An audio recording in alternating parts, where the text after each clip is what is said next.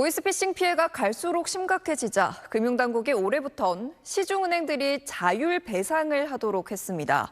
피해를 막기 위한 적극적인 예방 조치를 하지 않았다면 은행도 일부 피해에 대해 책임을 져야 한다는 의미인데요. 6개월 만에 첫 배상 사례가 나왔습니다. 유덕기 기자 단독 보도 보시고 얘기 나눠보겠습니다. KB국민은행을 이용하는 고객 A씨는 메시지 속 인터넷 주소를 클릭한 후 악성 코드가 설치되는 일명 스미싱 피해를 당했습니다. 피해 금액은 850만 원. SBS 취재 결과 지난주 KB국민은행은 A씨와 피해액의 15%인 약 128만 원을 배상해 주는 데 합의했습니다. 올해부터 19개 시중은행이 비대면 금융사고 피해에 대한 자율배상 프로그램을 시작했는데 반년 만에 첫 사례가 나온 겁니다. 비대면 금융사고는 보이스피싱, 스미싱 같이 인터넷 또는 모바일 뱅킹을 통해 제3자가 이용자 동의 없이 예금이체나 대출을 실행해 발생한 범죄 피해를 의미합니다.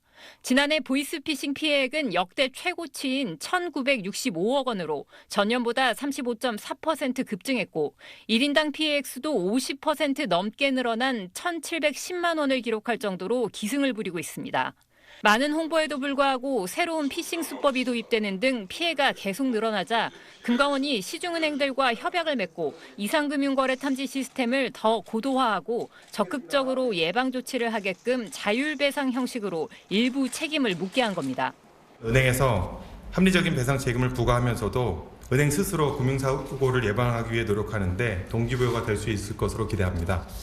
배상 비율은 20에서 50% 사이로 은행이 악성 앱 탐지 체계를 도입하지 않았거나 본인 확인 절차가 미흡했으면 은행 배상 비율이 늘고 피해자가 신분증 사진이나 비밀번호를 스마트폰 내에 저장해뒀다면 배상 비율은 줄어듭니다. KB은행이 첫 사례로 현재 다른 은행들도 피해 고객들의 접수를 받고 배상 협상을 진행 중입니다. 네, 이 내용 취재한 유덕기 기자와 자세히 살펴보겠습니다. 뉴스 보면서 보이스피싱 피해 당한 적 있는 분들은 나도 배상 받을 수 있는 건가 궁금해할 텐데 그 기준이 어떻게 됩니까? 네, 올해 1월 1일 이후 발생한 비대면 금융사고만 대상이고요.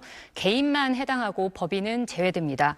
또 본인이 직접 이체 출금한 경우 또 은행이 보이스피싱 우려를 감지해서 경고했는데도 강행했으면 이 부분은 제외됩니다.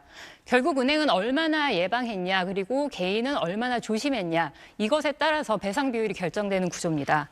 저희가 금감원의 첫 케이스 15% 어떻게 결정됐는지 물어봤는데 구체적 자율배상 가이드라인은 악용 우려가 있어서 공개하지 않았습니다. 만일 공모해서 비대면 금융사기를 일으킨다면 당연히 배상은 받지 못하고 관련 법령에 의거해서 형사처벌을 받을 가능성이 있습니다.